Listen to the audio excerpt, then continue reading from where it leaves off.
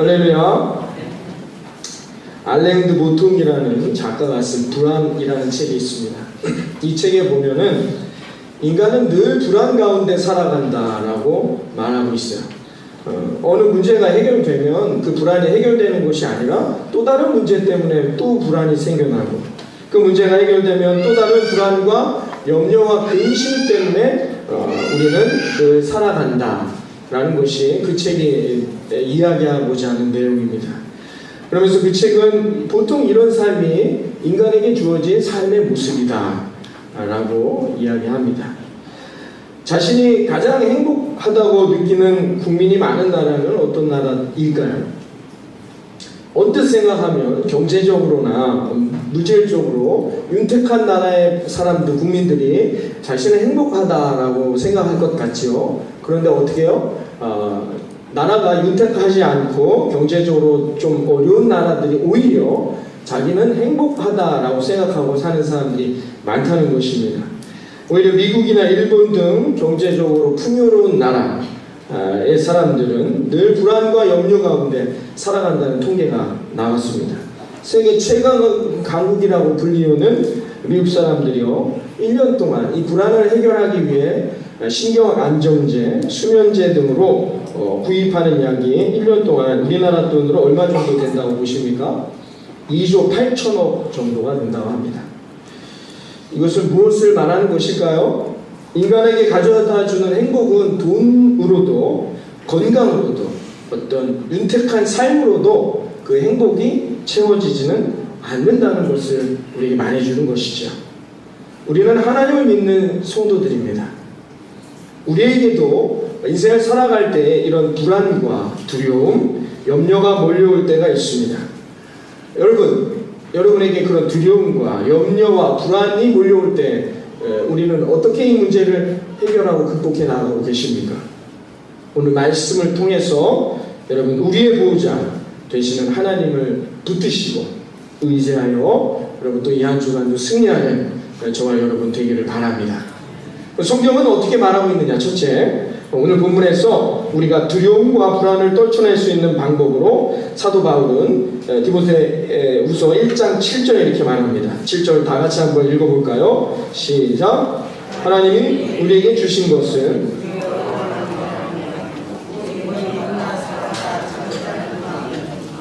뭐라 말합니까? 첫째는 능력이라고 말하였습니다. 우리가 두려움을 떨쳐낼 수 있는 방법으로 사도 바울은 능력을 첫 번째로 이야기했습니다. 하나님은 여러분 명심하십시오. 우리들에게 두려움을 주시는 분이 아닙니다. 하나님은 우리에게 무엇을 주신다고요? 능력을 주시는 하나님을 믿으시기를 바랍니다. 여러분의 삶에 역경이 찾아올 때 여러분 마음에 두려움이 생긴다면, 염려와 근심이 생긴다면 그것은 누가 주는 마음일까요? 사탄이 주는 마음이지.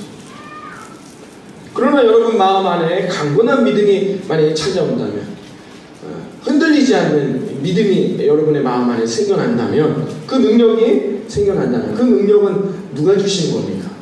그것은 하나님이 주시는 것입니다. 여러분에게 역경이 다가올 때, 여러분에게 근심과 두려움이, 고난이 다가올 때 난 더 기도해야지, 그런 마음이 드신다면 그 마음은 하나님이 주신 마음입니다. 근데 나는 할 수 없어, 나는 안 돼 라고 주저앉는다면 그 마음은 하나님이 주시는 것이 아니라 여러분 안에 있는 사탄이 여러분에게 주는 마음이란 말입니다. 여러분에게 힘듦이 찾아올 때 왠지 더 기도하고 싶고 왠지 더 부르짖고자 하는 여러분의 마음이 생긴다면, 기도의 능력이 더 생겨난다면 여러분 그것은 하나님이 여러분에게 주시는 마음임을 명심하시기를 바랍니다. 사도 바울은 늘 외적으로 고난과 예수 믿는 것 때문에 어려움을 겪고 있는 성도들에게 늘 내적인 강건함을 강조했습니다. 누구를 의지하지 말고, 환경을 붙들지 말고, 상황을 보지 말고 내 안에 계신 뭐예요? 하나님을 붙들라는 것이죠. 내 안에 계신 주님을 의지하면 내가 더욱 강건하여져서 내가 담대하게 주님 앞에 나아올 수 있다는 것입니다. 이 능력, 이런 주님이 주시는 능력을 얻고 사는 것이 바로 저와 여러분, 하나님을 믿는 성도들의 삶의 모습이라는 것입니다. 예전에 미국의 일리노이 주립대학과 국제대학생 선교인 CCC가 공동으로 조사를 했습니다. 어떤 조사였느냐?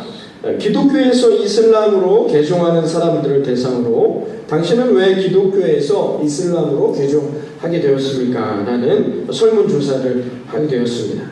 충격적인 결과가 나왔어요. 대다수의 사람들이 어떤 이유로 개종을 했느냐? 그 이유는 기독교는 종교 같지 않아서이다 라는 것이었습니다. 무슨 말이냐? 이슬람은 규율을 엄격하게 신자들에게 적용하고 다스리고 훈련시키는 데 반해서 기독교는 너무 그런 게 없다라는 것이죠. 왠지 종교 같지 않고 아무것도 아닌 것 같은 느낌이 들었다는 것입니다. 오늘날 우리 기독교가 이렇게 내적으로 나약해지고 있다는 것을 여실없이 보여주는 설문조사였다는 것입니다. 사랑하는 여러분, 내적으로 강건한 흔들리지 않냐는 믿음의 터전 위에 여러분과 저와의 삶을 세워나가는 인생이 되기를 바랍니다. 내적으로 강해야 합니다. 그래야 우리의 상황의 고난이, 우리의 삶의 역경이 다가올 때 그것을 믿음으로 이겨낼 수 있단 말이죠. 내적으로 강한 인생이 되도록 어떻게 해요? 기도해야죠. 늘 성령을 의지하고 붙들어야만이 내적으로 강인한 하나님의 사람이 된다는 것입니다. 이제 10월 달부터 이제 또 대신방 일정을 잡고 있는데 여러분 신방을 받습니다. 교육자들이 성도들을 신방하는 목적은 무엇일까요? 은혜를 나누기 위함이죠. 하나님의 은혜를 함께 나누기 위함입니다. 그런데 간혹 교육자들이 신방을 하다가 말실수를 할 수가 있습니다. 그때 그 의도를 이해하고 은혜를 받아야 하는데 그때 무엇을 받습니까? 성도님들이 무엇을 받아요? 상처를 받습니다. 은혜를 받아야 할 때에 은혜를 받지 못하고 상처받아요. 그리고는 목사님 때문에 상처받아서 마음이 어렵다라고 이야기합니다. 성도는 목사에게서 상처받지 말고 은혜를 받아야 하겠죠. 그럼 어떻게 해야 상처받지 않고 은혜를 받을 수 있는 강한 신앙의 자세를 가질 수 있을까요? 능력이 필요하다는 겁니다.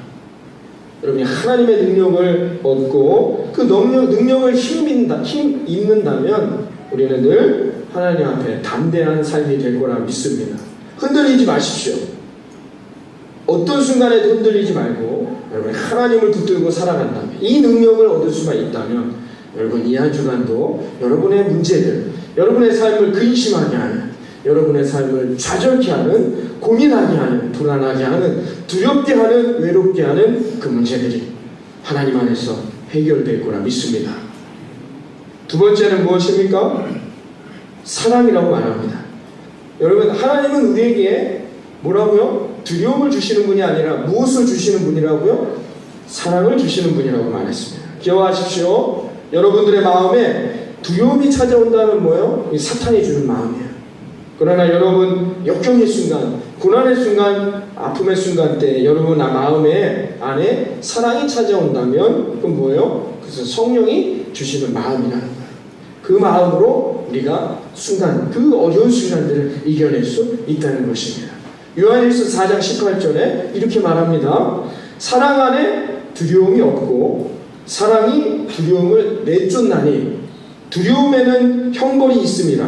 두려워하는 자는 사랑 안에서 온전히 이루지 못하느니라 이렇게 말합니다. 두려움은 뭐예요?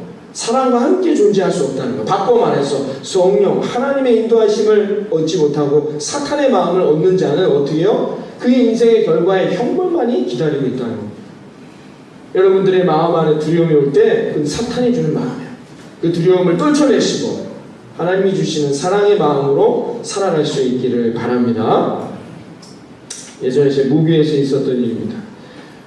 교회가 이제 부흥해서 옆에 공터가 있었어요. 거기가 원래 빌라촌이었어요. 빌라들이 이렇게 쭉 있는 곳에 교회가 세워졌는데 이제 청소년들 예배드릴 곳을 이제 만들어야 했습니다. 그래서 옆에 공터를 이렇게 사가지고 공터에다가 이렇게 가건물식으로 이렇게 청소년들하고 청년들이 예배드릴 수 있는 공간을 만들었어요.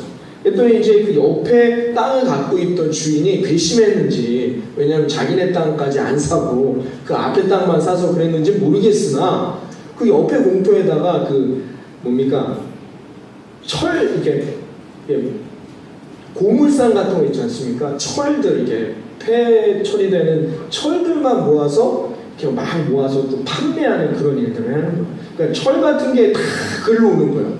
거기로. 안산에 있는 이게 폐 처리되는 철들. 지금이야 이제 그런 것들이 잘 수거가 되지만 뭐 한 20년 전이니까요. 그때는 그렇지 않잖아요. 그러면 그거를 기계로 다 이렇게 집어내는 거예요. 아무 때나 수시로 하는 거예요. 주일 예배 때, 뭐 언제 수요 예배, 금요 기도회 때가 언제든지 그럼 그 기계가 이렇게 철을 잡아 끌어올리는 거 트럭에서. 그럼 그 소리가 엄청나게 요란하지 않습니까? 그래서 예배당을 지었는데 예배 드리는 게 되게 불편하게 되었습니다. 그래서 몇 번 장로님들이나 중직들이 가서 대화도 하고 설득해 보려고 하는데 뭐 안 돼요. 소리 지르고 막 난리치는 겁니다. 막 어떻게 해요? 막 근심 걱정이 막 쌓이는 거예요. 저걸 어떻게든 해결을 해야 되겠는데 누군가 가서 이야기하려니까 막 걱정이 되고 두려운 거예요. 막 싫은 소리 하고 막 화내니까. 근데 어느 날 금요기도회 때 담임 목사님이 기도하다가 담임 목사님께서 이런 요청을 하셨습니다. 우리가 그들을 사랑하는 마음으로 중보합시다. 사랑할 수 있을까? 라는 생각이 들었죠. 그들을 사랑합시다. 이렇게 하면서 함께 기도하기 시작했습니다. 온 교우들이 함께 사랑하는 마음으로 기도하기 시작했어요. 그런데 정말 어떻게 해요? 가서 대화할 수 있는 용기가 생기기 시작합니다. 사랑한다는 마음을 갖기 시작하니까 대화가 되는 겁니다. 그리고는 결국엔 적정한 가격에서 그 옆에 공터도 매입을 하면서 주차장으로 활용할 수 있게 되었던 것이죠. 정말 사랑하니까 어떻게 해요? 내 안에 있는 근심과 두려움이 사라지더란 말입니다. 사랑하는 여러분, 여러분의 마음에 사랑을 먼저 품으시기를 바랍니다. 그러면 두려움을 이겨낼 수 있어요. 염려와 근심과 걱정을 이겨낼 수 있게 된다는 것입니다. 마지막 세 번째는 무엇일까요? 절제라고 바울 선생님이 말하고 있습니다. 오늘날 교회가 세상으로부터 많은 비판을 받고 교회 안에 많은 문제들이 야기되는 원인들 중에 하나가 무엇일까요? 그것은 바로 중직자들에게 절제가 부족하다는 것입니다. 우리는 절제하고 또 절제할 수 있어야 하는 것입니다. 자신이 하고 싶은 것을 다 하지 않고 절제해야 합니다. 그리고 그것을 우리가 누리지 못하기 때문이 아니라 다 누릴 수 있지만 하나님 앞에 하나님의 영광을 드러내기 위해 우리는 절제해야 하는 것입니다. 자기가 보고 싶은 것 다 보지 않고 절제해야 합니다. 여러분이 말하고 싶은 것 다 말하지 않고 절제해야 한다는 것이죠. 왜요? 그 절제를 통해서 하나님의 역사와 은혜가 나타나게 된다는 것입니다. 사도 바울 선생의 말씀처럼 우리가 하나님의 은혜를 나누기 위해서 때로는 절제가 필요하다는 것을 우리는 명심해야 할 것입니다. 사랑하는 예수의 마음 구주교회 성도 여러분, 여러분의 삶 가운데 지금 두려움과 근심 가운데 서 계신 분이 계십니까? 불안하십니까? 외로우십니까? 내 안에서 나를 인도하시고 지키시는 나의 보호자 주님을 바라보시기를 바랍니다. 나와 함께 하시는 그 하나님과 함께하여 능력을 얻고 사랑을 얻고 절제함으로 여러분의 삶을 세상으로 나아가게 될 때 두려움을 이겨내고 승리하는 저와 여러분의 삶이 될 것을 믿습니다.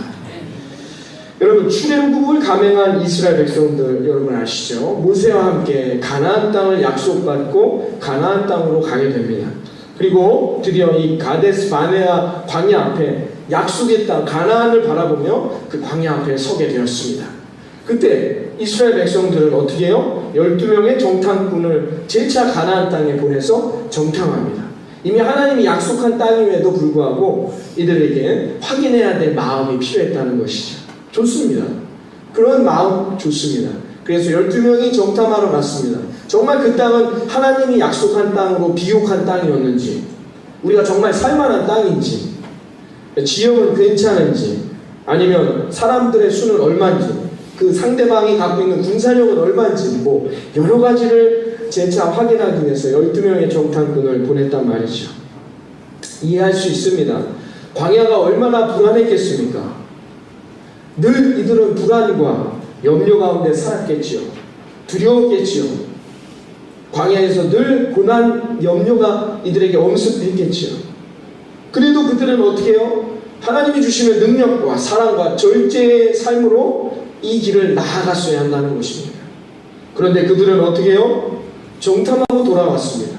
그래서 전혀 다른 두 가지의 보고서를 내게 되죠. 10명은 어떻게 보고했습니까? 민수기 13장 32절 이하에 보면 이렇게 보고합니다.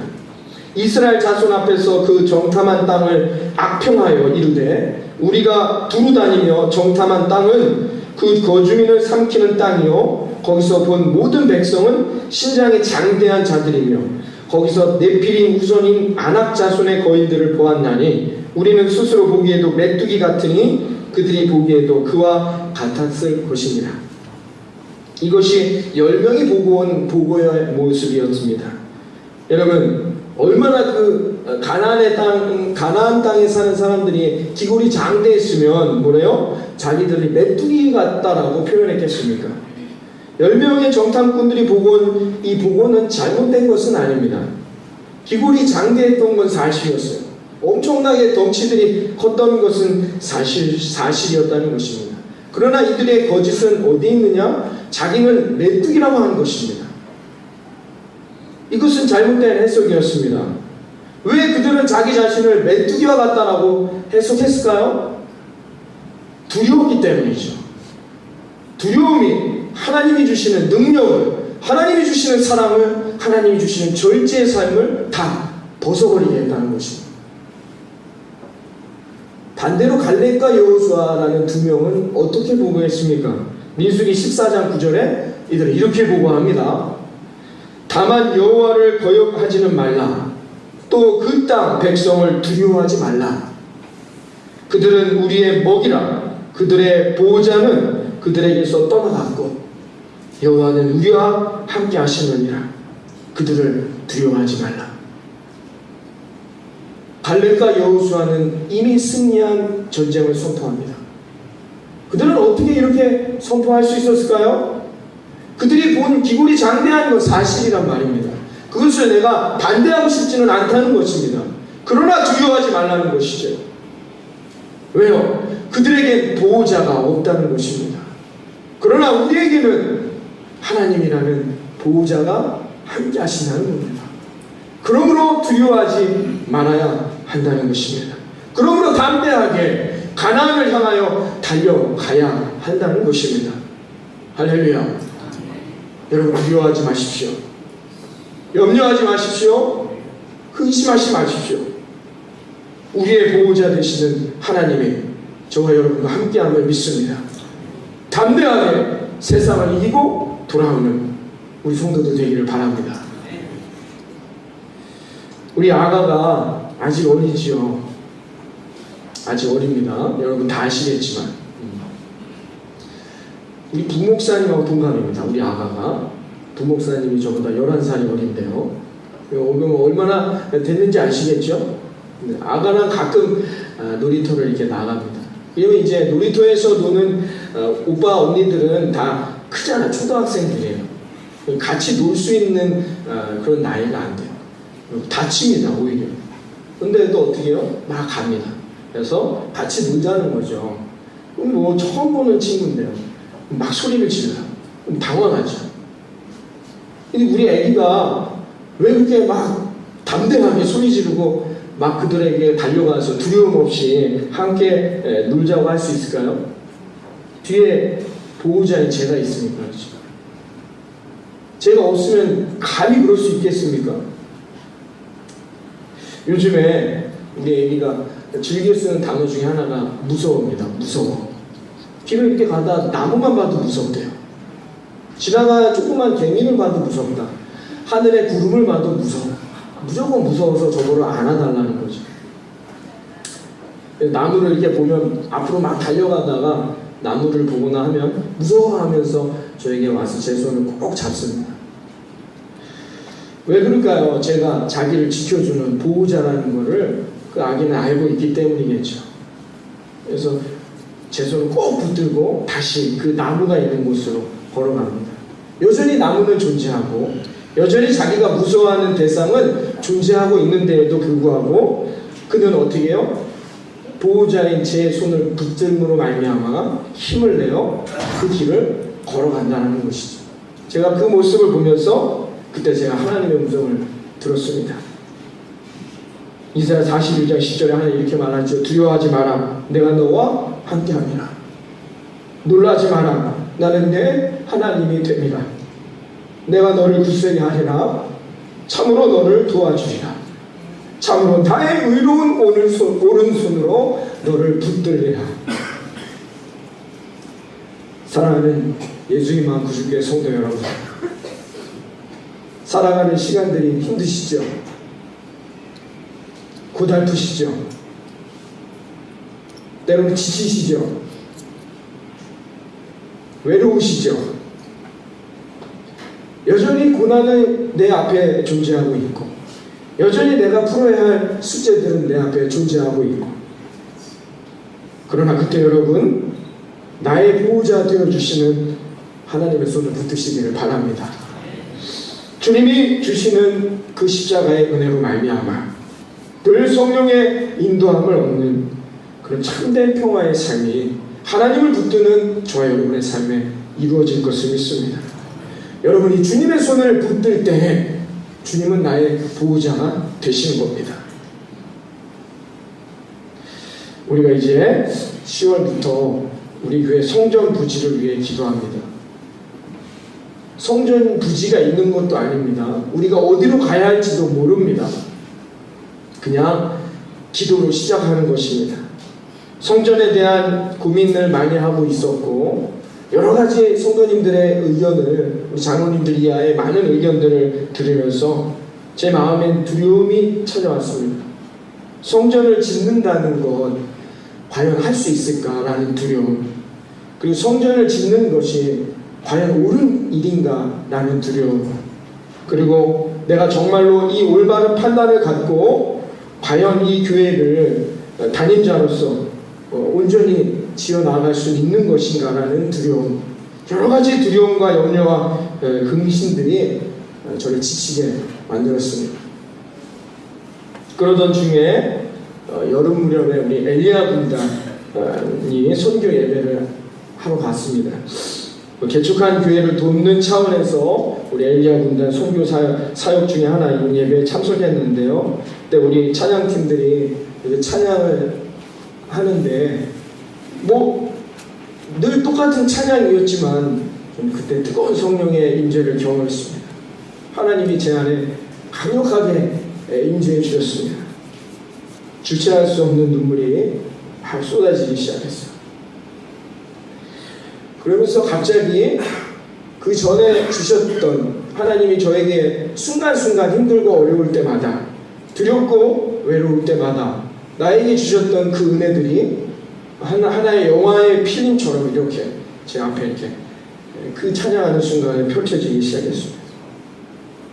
저는 안산이 고향입니다. 저는 안산을 떠나서 다른 곳에 가본 적도 없고 여러분 아시다시피 늘 안산에서만 자라났던 그런 사람이었습니다. 제가 처음으로 고향 땅을 떠나온 곳이 대전이었죠.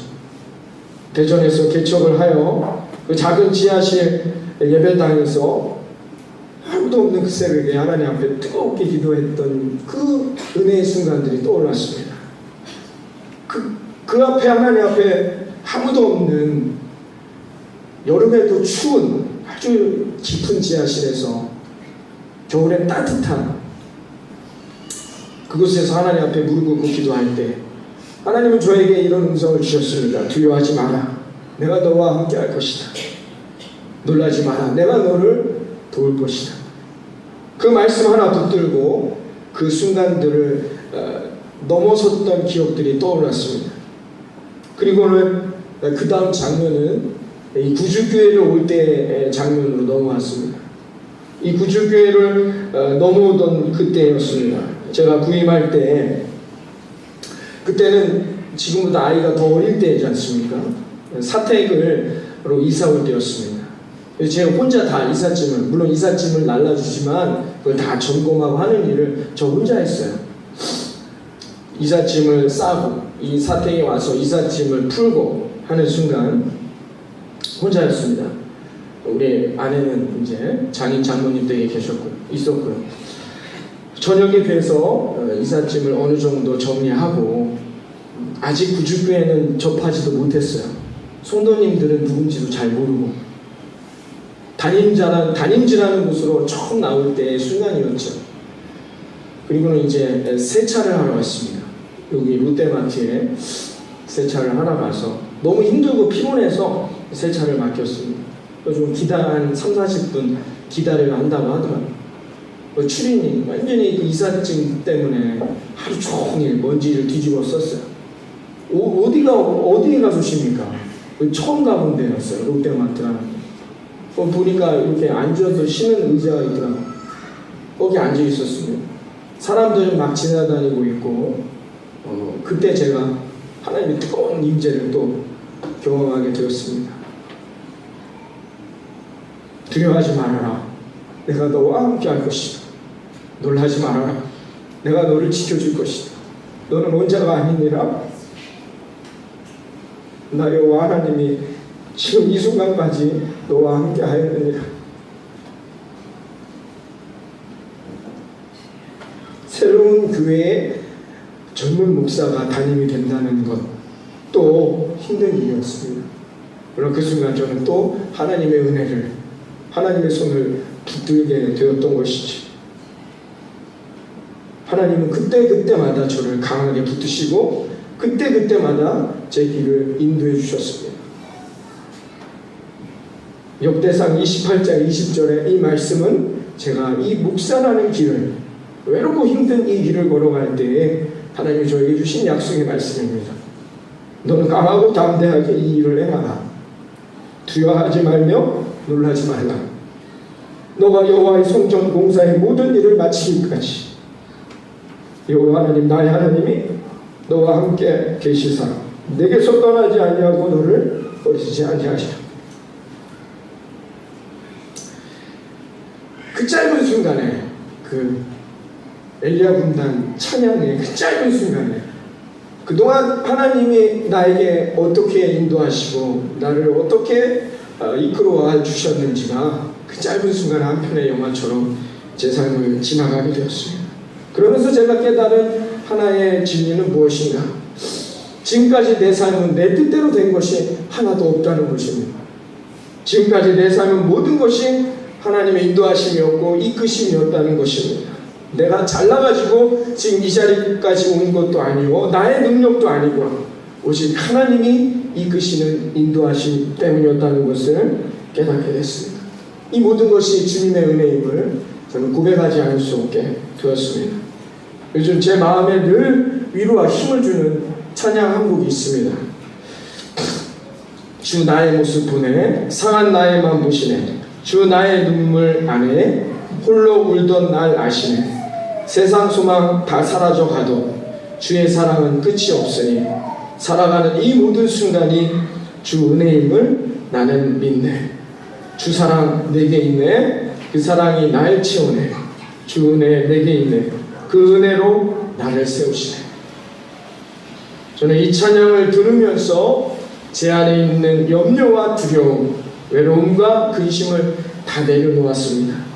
그리고 다시 하나님 앞에 힘을 내어 그렇습니다. 하나님, 이제 내가 두려워하지 않습니다. 하나님 나의 보호자 되심을 믿습니다. 라고 고백했습니다. 사랑하는 예수님 앞 구주교회 여러분, 지금 무슨 일로 두려워하고 계십니까? 여러분은 무슨 일로 고민하며 염려하며 눈물 흘리고 계십니까?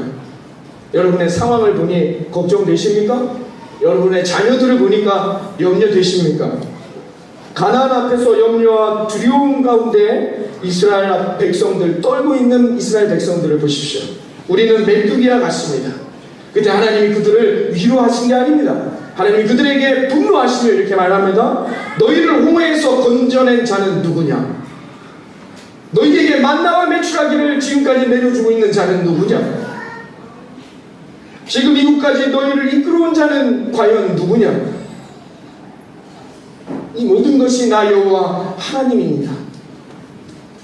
그때도 너희를 돕고 그때도 너희를 인도했던 내가 오늘도 너희를 돕고 너희를 보호하며 인도할 것이니라. 그리고 내일도 너희를 인도하며 지키고 함께 할 것이니라.